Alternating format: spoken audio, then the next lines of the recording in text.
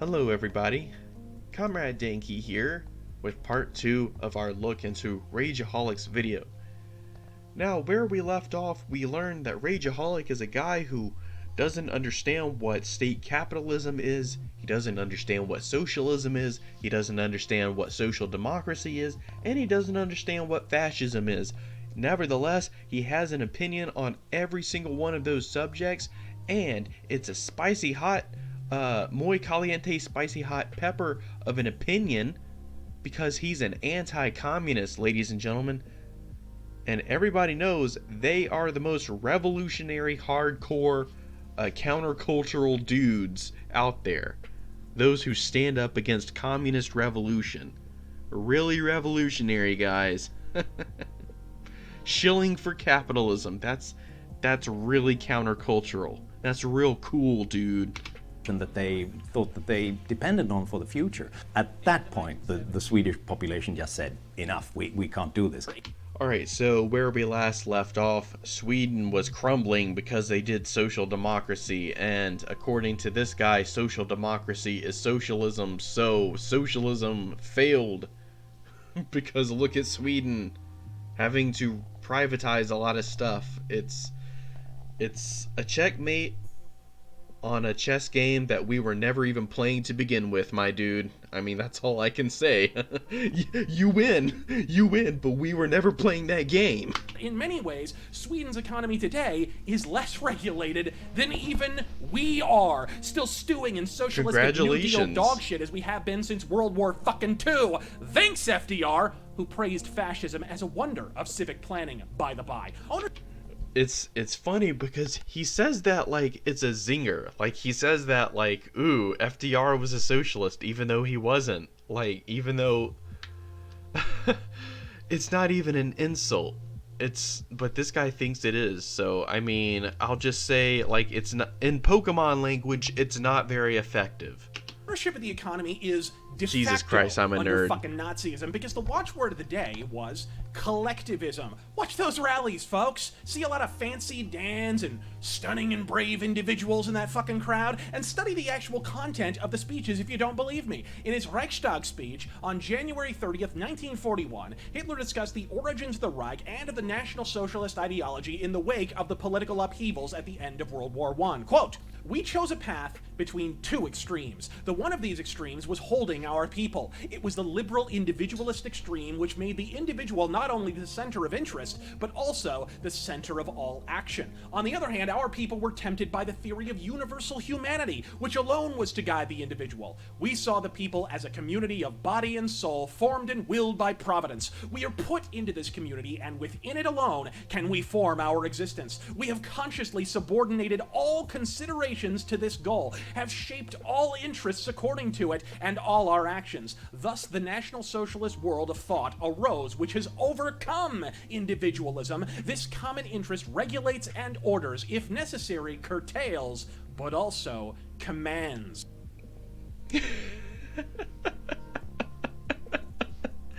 Do you guys see the bullfuckery that I see before my very eyes?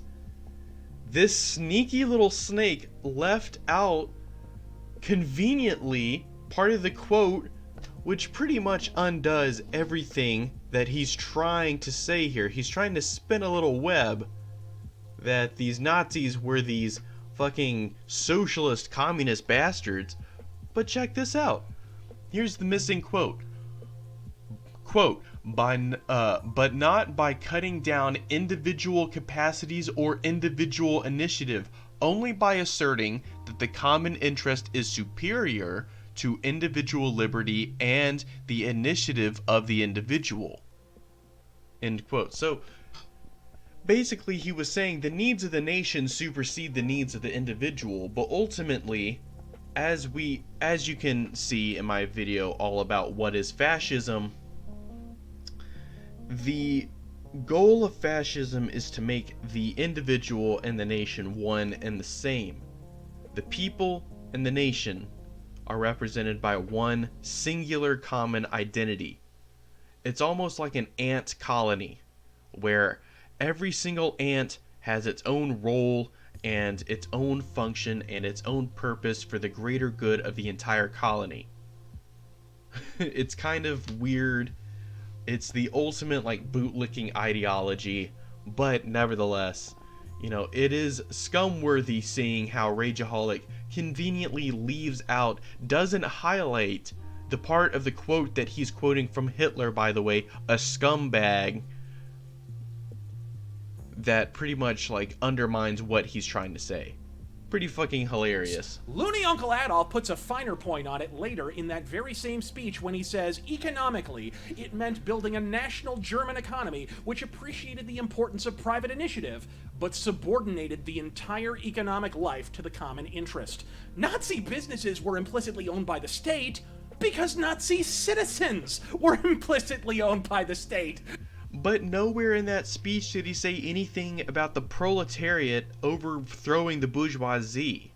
Nowhere in that entire speech did he say anything about having a dictatorship of the proletariat. It's all about unification under a national German identity. And what that German identity is one that was dictated by the national German bourgeoisie. Namely, one that was anti-Semitic as hell. Anti-Eastern European, anti-Slavic, basically one that was pro-Aryan Nazi in ideology. So, these people were far from socialist, but this dipshit doesn't even understand that. Not only is Nazism socialist, its authoritarian nature flows from fucking socialism. Permit me to make a microcosmic example. Price and wage controls, a classic weapon of socialism that we've sadly adopted ourselves in ever-increasing abandon, were imposed on Germany in 1936. This in response to the Nazis vastly overinflating their monetary supply upon achieving power 3 years previous, in order to fund their exorbitant military increase, not to mention all those welfare and public works programs Bernie Bros and espresso socialists refused to fucking acknowledge the Nazis ever had. Nobody's not acknowledging that the Nazis had social programs. I mean, they were a state capitalist command. They were a military oriented state capitalist economy. I mean, of course they were going to have some forms of programs. What the fuck are you talking about, dude? Once again, he doesn't understand. I'm not gonna pause it every single time and clarify that. I just want to get it across. This guy, once again, is equating social democracy with socialism. Couldn't be farther from the truth. It's like baby hasn't read enough books yet. Baby needs to go back to the nursery and read some books about politics and find out what the fuck you're actually talking about before you go on YouTube with your cringy ass glasses and your cringy ass little shirt and you rant and rave about how the Nazis are literally socialist. You don't know jack shit, buckaroony. Clean your room. Anyone who knows anything about Austrian economics knows well what happened next. Shortages. The eternal and inevitable ally of the over-engineered economy. Lower or raise prices as there's a rush on one product, another exists in abundance. It's simply an economic inevitability whether you're dealing Deutschmarks or fucking wampum. Really, there's only two ways to deal with this self-imposed economic purgatory. Either eliminate price controls, which we know isn't happening under autocratic socialist dictatorships, or assume direct oversight over what is produced, for whom, and fucking when. Both Nazi Germany and the Soviet Bolsheviks took the latter approach. No socialism here. Ludwig von Mises, famed Austrian economist and witness to World War I and II, described this as the German or Nazi model of socialism, distinct only in that it was incrementally less obvious than that of the USSR and later China. One of the foremost illusions ever fashioned by the media and intelligentsia is of the mythic existence of the socialist economic model. This, to put it bluntly, is a flagrant fucking lie. Because socialism by its very nature is not constructive, but oppositional. Marx emphasized a workers' revolt against capitalism. Let the ruling classes tremble at a communistic revolution. The proletarians have nothing to lose but their chains. They have a world to win. Working men of all countries unite. Alright, the closing statement of the Communist Manifesto. We're all familiar with that. Engels said, quote, "The theory of all communists may be summed up in a single sentence. abolition of private property. Socialism has no economic model because socialism by its very nature is nothing more than the negation of capitalism, a dark mirror image of an existing model. And But what do you think replaces what do you think replaces the economics of a country in the absence of capitalism, my dude? Socialism is what replaces that. What are you talking about? This guy is making me he's making me lose brain cells by having listened to him. It's very bad. And therein lies its repeated This is fucking bad. failure. To be defined by your opposite is to be nothing at all. Ask a Levian Satanist. Or for that matter, the modern Democratic Party. Worse still, the strictures What? required by what social... Did he just equate Satanists with the Democratic Party? What is this guy?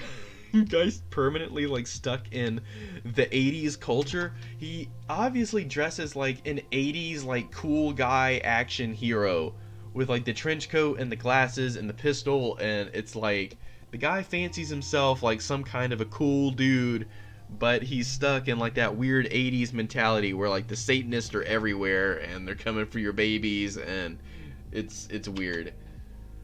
This guy's weirding me out, ladies and gentlemen. Construe as a socialist economy explicitly require a dictator's touch. It's right there in the name. Wage controls. The new wages are utterly worthless without the control to enforce them if you do not sublimate to them, particularly as it's in the self-interest of the entire merchant class to skirt price controls and charge whatever the flying fuck they want as demand for a given item rises or fucking falls. And mere fines aren't gonna dissuade a damn soul from doing so, leaving one recourse: simple, severe, often violent penalties with concrete... I am going to point out that wage labor is a product of capitalism, so, you know, just leaving that out there. merciless implementation are the only option available. The black market births itself otherwise. Hell, even North Korea can't control its black market, and that's with mandatory TV propaganda playing in every home and business, the threat of imprisonment and execution, an unbending curfew, and closed borders. This means in order for...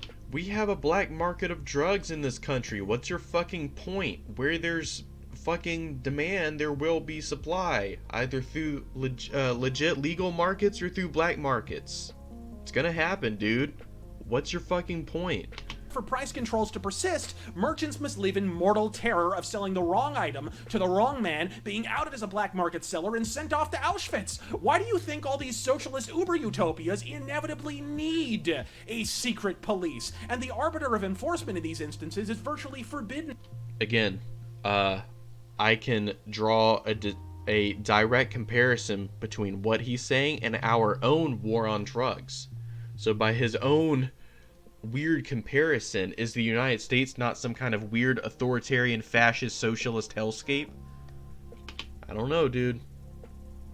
From being a group of your goddamn peers because the courts couldn't handle that caseload if they fucking wanted. Enter on-the-spot arbitration. Want to give prison a pass? Talk to my pal Hans over there holding the Luger. And this is all to enforce a pissant policy like price controls. Add all the other idiocy promised by the Politburo. Take allocation of labor, for example. Question: if you can only work at a particular job ordained by the socialist state according to national... This guy is ping-ponging all over the place, ladies and gentlemen, and he's going, here's what the Germans did, here's what the USSR did, here's what the Germans did, here's what the USSR did. He's going back and forth. He's, once again, trying to, like, equate the two.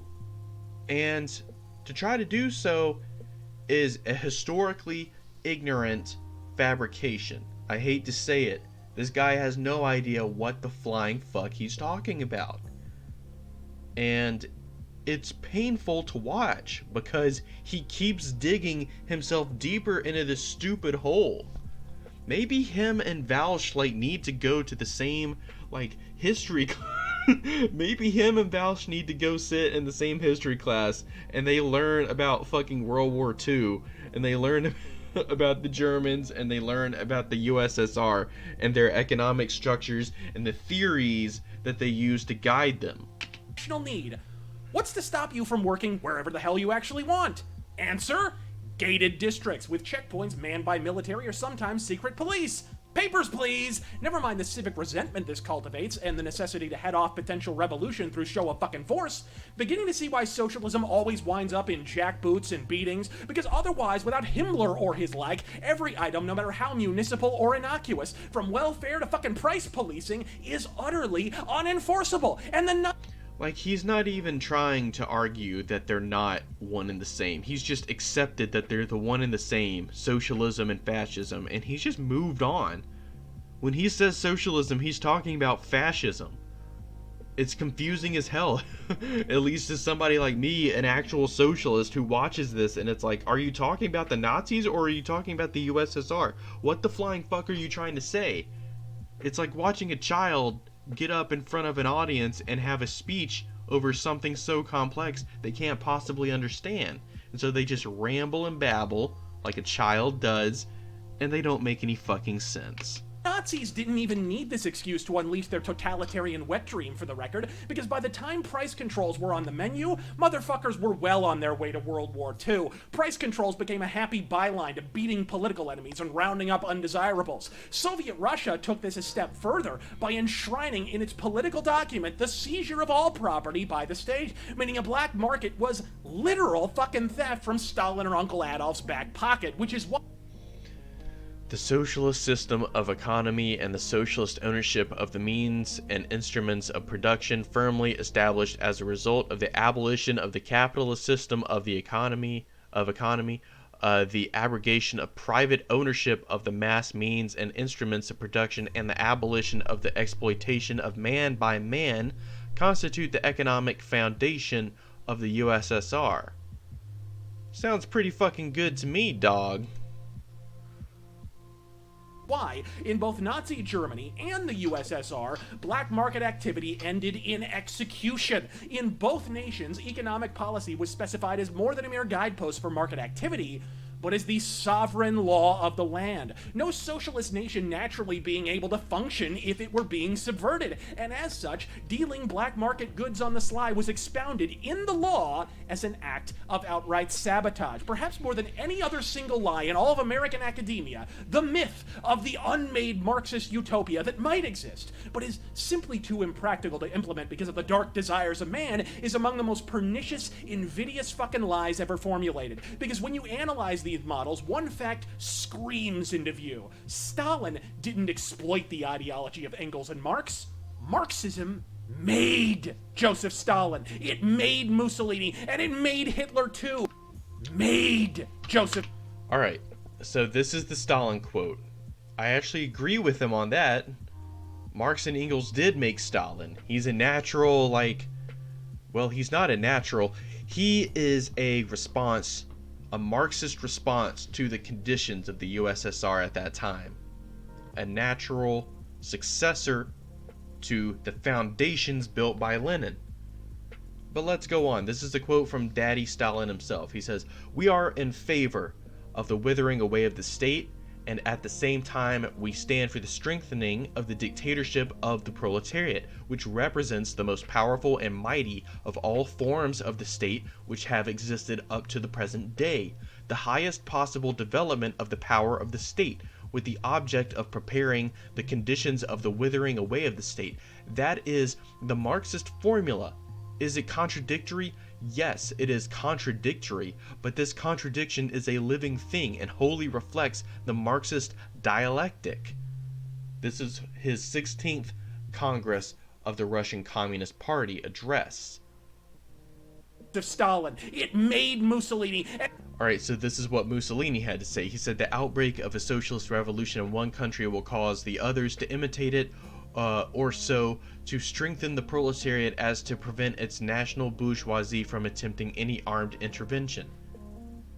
This quote, once again, we've seen Rageholic's very selective tendency to quote things, and this quote in and of itself is not even an endorsement of socialism. If anything, it could be like a warning. It could be like, hey guys, if we are not careful, if the national bourgeoisie is not strengthened, well then an outbreak of a socialist revolution will cause our country to start to imitate it.